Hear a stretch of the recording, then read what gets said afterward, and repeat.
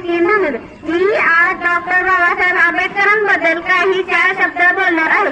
ते तुम्ही शांततेने ऐकून घ्यावे अशी माझी नम्र विनंती आहे.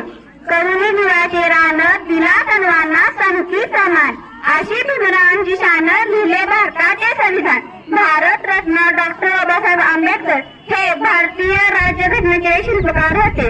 त्यांचा जन्म 14 एप्रिल 1891 साली महू या गावी झाला. त्यांच्या आईचे नाव भीमाबाई व वडिलांचे नाव रामजी असे होते. डॉक्टर बाबासाहेब आंबेडकरांचे खरे नाव भीमराव रामजी आंबेडकर. हे दररोज 18 तास अभ्यास करीत. दलितांना न्याय मिळवून देण्याचा खूप प्रयत्न करेत.